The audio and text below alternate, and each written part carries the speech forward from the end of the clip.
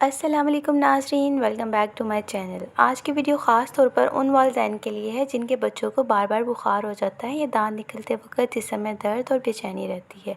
जी, तो हम बात करेंगे फेब्रोल सिरप की, जो बच्चों के लिए एक महफूज और आम इस्तेमाल होने वाली दवा है। तो क्या ये वाकई मौसर है? इसे कैसे और कब देना चाहिए?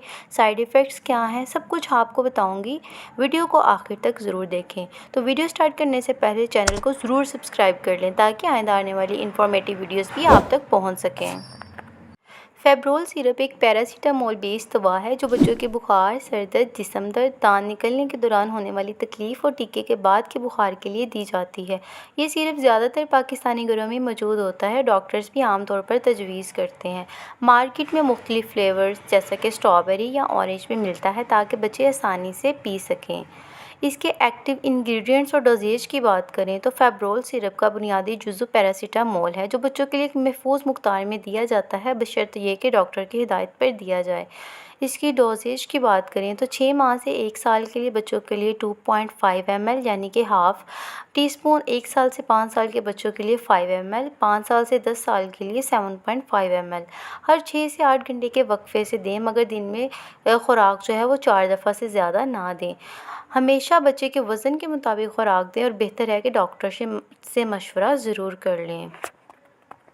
When to use Febrol syrup. ये सिरप किन सूरतों में इस्तेमाल होता है? बुखार जैसा कि वायरल या सीजनल फ़ीवर हो, दांत निकलने का दर्द, टीके के बाद होने वाला बुखार, सर दर्द या जिस्म दर्द, ज़ुकाम के साथ माइल्ड डिस्कम्फर्ट में यूज़ किया जा सकता है। ये फ़ौरी आराम देता है और आमतौर पर बच्चे इसे आसानी से पी लेते हैं।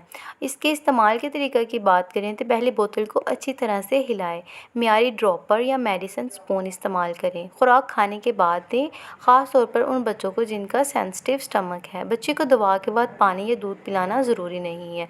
इसके बेनिफिट्स की बात करें तो फ़ौरी बुखार कम करता है, बच्चों के लिए महफूज है और जेंटल है, मार्केट में आसानी से दस्तयाब है, दांत निकलने वाले बच्चों के लिए बेहतरीन है और कम मकदार में ही मौसर है।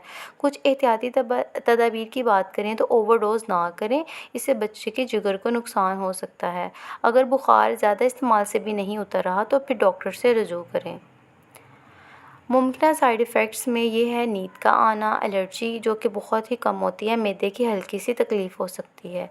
बहुत सी माएँ कहती हैं कि फेब्रोल सिरप ने उनके बच्चों को फ़ौरी सुकून दिया है, ख़ास तौर पर जब बुखार या दांत निकलने की तकलीफ़ हो।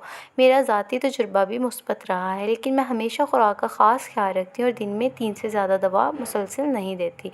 याद रखें, दवा के साथ प्यार, गोद और तवज्जो बच्चे की असल शिफा होती है।